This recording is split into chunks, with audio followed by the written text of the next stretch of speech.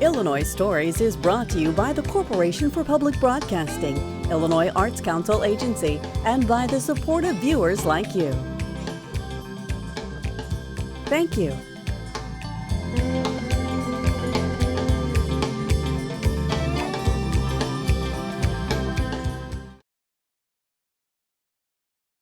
Hello, welcome to Illinois Stories. I'm Mark McDonald in Winchester. Recently we were in Scott County doing a story at the Old School Museum, and while we were there we met some people that told us about some attractions here in Scott County that we really ought to see while we're here. One of them is an 1840 brick home at which it is said there's a table that Lincoln stood at in the old courthouse when he was working there. It's in one of these old houses. Another person told us about the library, the Carnegie Library there, that's undergone revisions recently, and the beautiful way they're serving children in the area. And the third was Great Scott, which for a town this size is very unusual, one of the only food co-ops in the state.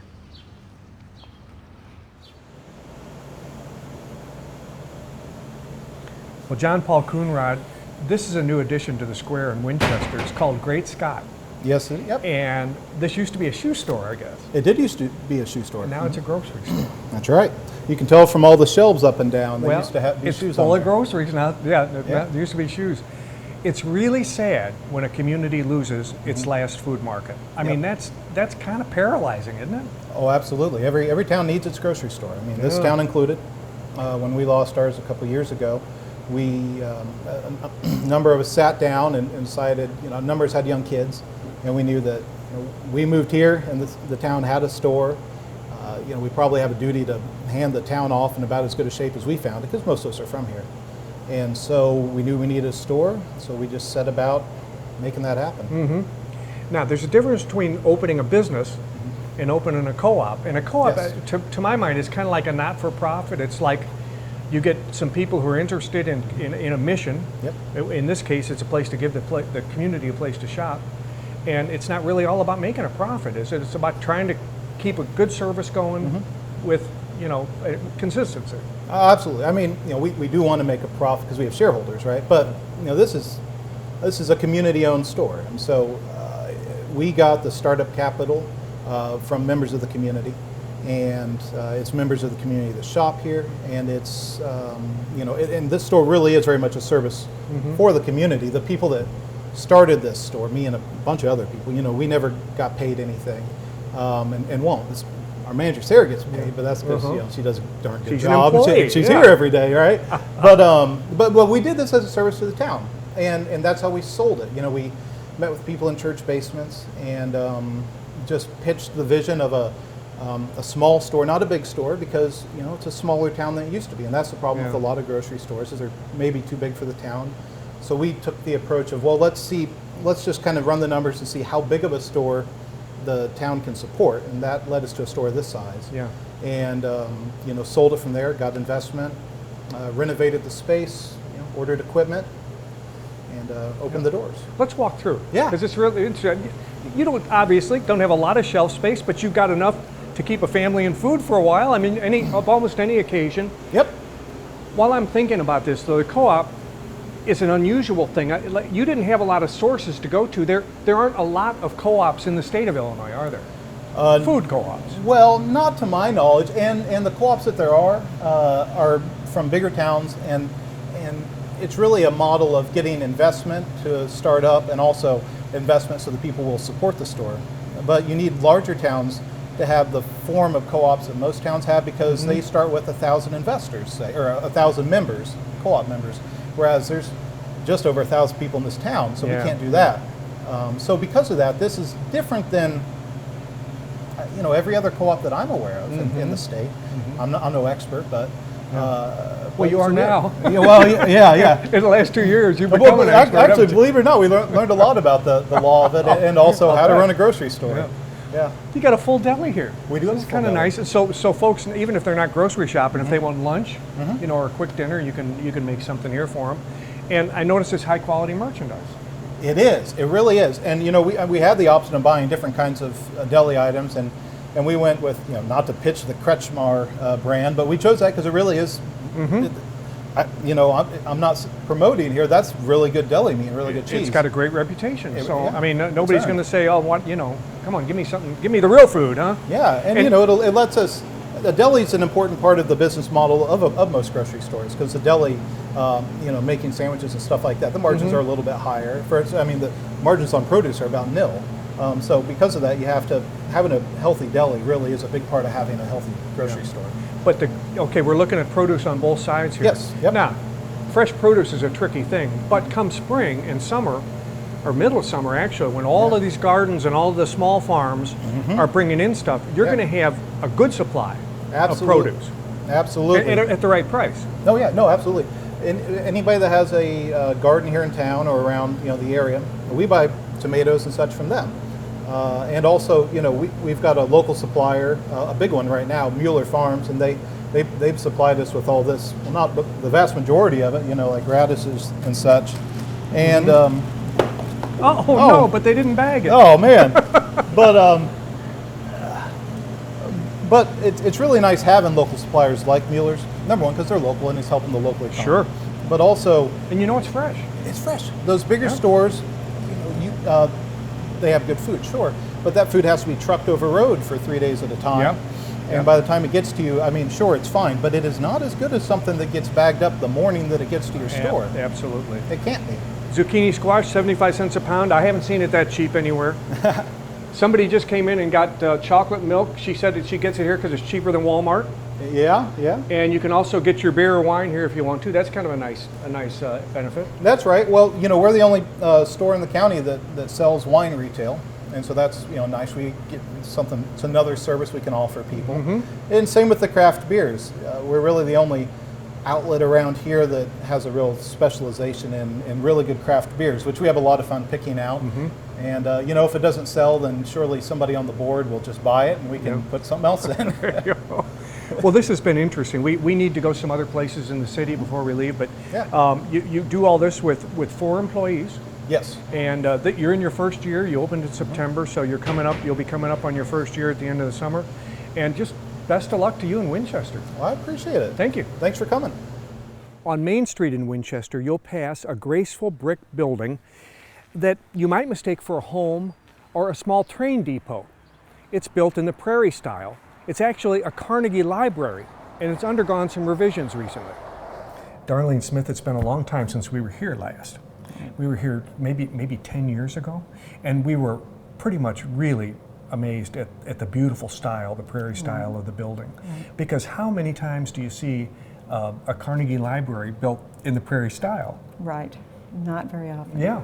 It's a very nice, it's very relaxing actually. It's a very relaxed, because it's not hard and stone, and how libraries are. Most of them are very cold and kind of dark in some cases. And we have people that come by here and they want to just come in and look at our library just because of the outside of it. It's very attractive. Right. And you're curious, you say, what is that? That's a library? Well, and so many have said, when they come in, they say, was this a house at one time? And I can see why. If you look at some of the original plans and pictures, which is online, it looked more like a cottage than a library. But of course it was changed to look like this, but still. And you asked me, you said, well, how many Carnegie libraries do you see that look like this? And I can honestly say, none. Right. And that I'm aware of. Yeah, right. Yeah. Right. But as we look around here, it's very roomy because you see the cathedral style ceilings. Right. And the woodwork's exquisite. And you get a chance to, you really get a feeling of spaciousness, which relaxes me. Oh yeah, it's beautiful. And those arch windows. They are. Yeah. You've made some changes though, haven't you? We have. You had to, because even a relaxed open library like this, when it gets crammed full of stuff and kids, it's not functional anymore. No, and if I can tell you, a few years ago, we were crammed, and we did apply. May I tell you that we applied for a grant, and we didn't quite get it. Come on in. Just walk on by. But the reason we wanted it was to build on, because we were so crammed. And we had plans to go all the way across the back, have an additional 20 feet, we did not receive that grant. So we came to the point where we had to do something. And our plan was, well, we're going to make the best of what we have. So that's when we started renovating, and we actually got rid of 6,000 books. Oh, wow. Let's walk Sure, in. Let's sure, walk in. You can show us what sure. you mean. This room particularly, this was where, when you had large groups of kids, like on reading Right. days, Right. this place was just jammed, wasn't it? 'Cause we could see. Exactly. And we'll show a photograph here in just a moment, but I mean, this place had to be redesigned, didn't it? It did. It wasn't functional. When we had so many kids come in, we couldn't hardly handle them. And then we ended up we had the table, which you could see was down the middle, 2 of them, and then with the chairs and then the bookshelves, the 2-sided bookshelves blocking the windows that you could not. That's the shame of it, because this place was built, I mean, to bring the outside in. Right. That's the way the prairie, and you cover that up, and you had no choice. That's the way it was. And so, and I was just reading recently that this room originally, the ladies club that promoted this and got it started, they wanted this as just their meeting room, but they knew it was needed for the library, for bookshelves. So it originally wasn't meant to have so many books, but you know, they grew so much. We can't let this go without mentioning the local man that built this shelving fits this room perfectly, and that's because this man made this for this room, didn't he? Yes. Paul He even Herring. grew the trees. What's his name? Paul Herring. Herring. He grew the trees on his own property, Yes. then he milled the lumber, and Yes. he made the shelves. Yes. Wow. And everything that every bookshelf in here, all the way around, is fit perfectly for our library. Yeah. Wow. And it opened up the windows to where you can at least see them now, because you couldn't before. Yeah, and what a pity that is. I mean, I understand that you have to make certain concessions, but when you have a design like this, is this beautiful, it's wasted. It is. And look at that fireplace. Isn't that? I mean, how many? right. How many places? It's beautiful. It is beautiful. And then we did put an insert. We couldn't use the fireplace, of course, like it was. But we put an insert in there, which makes a cozy little setting. And we had the Davenport was donated, and we put cushions on that. And so, and then the tables we added. They're a little more movable if we need more space. And these were made by, Green Prairie Woodworks. Let's see, where are they from? They're from Root House. Root House, yeah. The book cabinets that we see on the side of the fireplace, they were original. They are original. Were built-ins, of course. Right. Which is terrific. And then just above those, too, you can see that the woodwork and the roof is just throughout. And I would like to mention, while we're standing here, all those huge books that you see, those are yearly books from the Winchester Times. On the top shelf. On the top shelf, all the way across. We have some more in the basement too. Not every single year, but we asked for a long, long time, and finally they let us house them. I mean, we're taking care of them, and so many people come in and want to go back to an old year. So. Hey, you've made changes in the children's room too. Yes, Let's a go lot. in there next, Okay. because this is important. You want a place where kids feel that they can come, learn, have fun, and feel sort of like at home, not in a formal setting. And this is important, because this space was not always. Was this always the children? It was not the children's. No, space. not always. But since I've been here, it was children's. But what's new? What's new? Almost everything you see in here is new. Everything we got carpeting, we got new rugs. All the bookshelves in here were made by our former board president. And he did such a good job, and he made the cushion, he made the lower cushions for the kids to sit on. And everything fits so that you can still have an open space. And I want to mention too, how we got all this stuff was through the Tracy Family Foundation, through their grants. Even the little table here, those chairs are original though. They've been here a long time. Yeah, that's cute. That's cute. And the bean bags, and then we had a special grant that we got, this smart board for the children, and they love it. They can play games on it, and it was a little bit pricey, so it took the whole grant, plus we used memorial money from a former board member, and she passed away a year and a half ago, Ellie Peak. And so we used money, and I know that she's got a daughter that's got a couple, children that they're special to this, Yeah, that'll come in handy. That's kind of new, isn't it? It is very new. Yeah. Matter of fact, I haven't had it in the paper or anything yet, so Okay, so we got a need scoop, we need to get that. Okay, and the mural's interesting because It that's is. also generated by a local artist. Huh? Yes, it is. Brenda Pollard and her granddaughter did this for us, and it's just kind of special. The kids have to. They can come and search the alphabet. They can search for the numbers. Oh, sure. And there's all kinds of other hidden things in it that they must You can find. see up here the collar on the dog is number 5. Right. Yeah. The word library is up there, and then we have a little bear in a wheelchair, and that's kind of special because he has a clock on his on his wheelchair. We have a little girl in the area that is in a wheelchair, and it's kind of special for her. And but we're really proud of having now, if this. you had gotten the grant, the 20 feet you were going to go out would have been out the back, right? Yes. And then what you would have been able to do is you would have been able to make an archways and a walk through to another room like this out there. Exactly. Okay.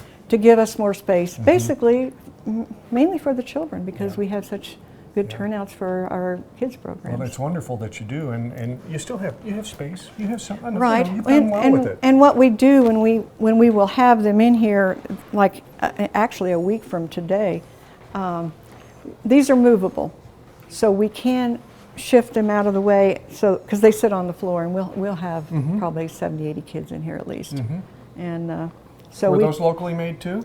Yes, actually our board president did these too. He did the rest. You've got a great board. Well, we lost him because he moved away, though. Well, he left you some good shelves, though. He did. We tell him we're still aggravated. At one time when this was built, you're going to use the basement, right? And this is outfitted with what we call an intercom, but this is like a pipe that you yell through to the basement. They use these on ships, so you can get the word out about any emergencies or anything. That's kind of neat. I think it is too. Now, if you could just use the basement, huh? Right. And we're going to just take a breeze through here because we've seen we have before. we have some of the original pieces here. Oh but, yeah, this is interesting. This is a magazine rack, isn't it? Right, and it was kind of hidden, not being used, and so. See, that fits a magazine. That fits magazines. Magazines fit up here. That's interesting. You also have, we walked right past the card catalog. Right. Which is really old-fashioned. In 1910, this would have been the way, though, at the Dewey Decimal System, this would have been the way everything got stored. And that's the way, well, we've still got some of the old, that. I do too, the old cards. And so, yeah, Well, but don't throw now those we away. use it, no. You never know how technology might fail. We You might never go back know. to that. But, Beautiful windows. All those round windows are just wonderful. and then we end up in the Genealogy Center, and we talked about all those books that you had to get rid of. Many of them ended up in the paperback section. Section back here. And so, and I did want to mention the fact that our board president passed anyway, cut those bookshelves in half that are the original. So we didn't have to get rid of them or store them away. And so they fit perfectly for all the paperbacks. When you got limited space, fitting perfectly is a big deal. And this is kind of a quiet little sitting room too for reading in here. But it serves the purpose. Yeah. So. Well, little did you know, when you didn't get your $4,000 grant, or whatever that grant was going to be worth, it's more than $4,000, I'm sure, because you were going to add 20 feet on the building, that you would end up having to make some revisions that ended up being positive anyway. Exactly. It usually has a way of working out, and it did, you know. I mean, we never know. They've told us that if there was any money ever again, we are still on the standing list. So we're number 2 on the list. So, I mean, it's not logical, but we would still love to build on, but it's okay. We'll make it without it. Thanks, Darlene. Sure. Marilyn, you and your husband live in one of the 3 oldest houses that's still left in Winchester, right?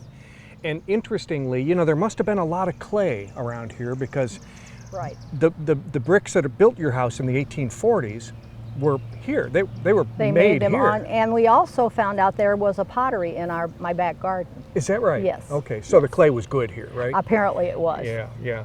1840s brick. Not too many people lived in a brick home in 1840. You had to be pretty wealthy, I think. That's what we figured out too. Yeah, most of them had log homes or little small wooden houses. So this man must have been pretty prominent. Who was this man? Charles Wilson, and he and his wife. He was originally from Pennsylvania, and he and his wife settled here. And he had a blacksmith and a wagon maker's shop across the street here. So apparently that was a good business back then. Oh, everybody needed a wagon. That's right. This house is interesting because when you look back, it goes way deep. It goes back. Yes. But the second floor, if you get behind those first window, the second floor Yes. was flat at the time, or the roof came down. Correct. That was added on. Yes, that's correct. And you can tell the windows are different. We have all the old original windows, which is kind of unusual, the 9/6. And then when you get back to the second floor, in the back three, they're long and thin, sort of like 1860s. You know, you see a lot of houses with So those. you can see the difference in the era changed at Yes, that time. and a lot of the panes are still original, and you can see the bubbles in them. We kind of like that. Let's look at it from this side, because this house, then, it's like we say, the second floor was added onto, and you can see how they made that adjustment when you look at the other side of the house. Yes. And you added this newer roof that you see here. You added that on. We did. Yeah. And there's a porch in the back. Oh, beautiful. And that was. I bet you enjoy that, don't you? We do. And at one time, I think there was a porch on the lower level. We do not have a picture of that. So when we added the addition on, which basically has a bedroom and 2 bathrooms, we had to be sure that we got around the porch, because you couldn't just add it. We did not want to match the brick because you can't really do that. Yeah, so we put it in clapboard so that it might have looked earlier, and you'll see that inside. Now this man, Mr. Wilson, that built this house. Yes. He owned he made carriages, etc. Yes. He was also an influential Whig, right? Yes, he was. The other influential Whig who comes to mind in that time period was Abraham Lincoln. Correct. I would suspect that when Mr. Lincoln came to Winchester that he would visit We would Mr. hope Wilson, so. wouldn't Now, you think? we knew Lincoln visited James Minor. There is record of that. But I'm sure he saw many people. And we are only 2 blocks from where their courthouse would have been. Yeah. So we can't imagine why, if he needed a drink or whatever, a rest, come down and sit down and rest. Now, we don't have any documentation on that. No, you don't. But as a matter of fact, you do have a table from the original courthouse Yes, we do. that was used by either the prosecution or the Correct. defense in the courtroom. Correct. And there's every reason to think that Lincoln had his papers on one of those tables. And his hat, we hope so. Can we go look at it? We can, come on in. Marilyn, Yes. this table's more than 9 feet long. Yes. Long like Lincoln. and you have some documentation that this was in the original, not the old courthouse. The original. In the 30s, 40s, 50s, right? Correct. And 1830, 40, 50. Correct. And when they built the new courthouse, they moved these tables over into the new courtroom. Correct. So there was a table like this for the defense, and there was a table like this for the prosecution. Right. Then what happened? Well, they had stayed in the new courthouse, which was built in 1886, until they decided to renovate the courtroom upstairs in the 1886 courthouse, which is still there. And at that time, my husband had the Times office here, and he heard that they were getting rid of some things. So he went, and this was for sale. Both of them were for sale. We do not know who bought the second one. And so he bought this one and used it as a desk at the Times office until we sold it in 1999. It's a gorgeous table, and you know some of this information because it's posted in one of the books of This is a book of Scott County that my husband and the publisher of the Bluffs Times put together with old pictures, and we do not have a picture of the old courthouse because that was like 1830. Yeah. So But all we, we have but we is know documentation. Lincoln worked in the old courthouse. We know Yes, that, and there was only one courtroom. Right, and he gave the Kansas, Nebraska. speech in that courtroom for the first time. And there is a plaque on the square about that. Yeah. So he could have, he could have used this table, he could have used the other, could have used both, put a hat here. We don't know, That's right. but we Yeah. kind of call it the It's the Lincoln table. The Lincoln table, knock on wood. Huh? Right, Okay. exactly, All right. exactly. Thank you. Yes. As you know, small communities in central Illinois have a tough time maintaining businesses and their population. It's refreshing to see in a place like Winchester, where their tenacity involves, new steps with the library and the food co-op and the old school museum and things that the community wants to preserve and is willing to go the extra mile to do it. With another Illinois story in Winchester, I'm Mark McDonald. Thanks for watching.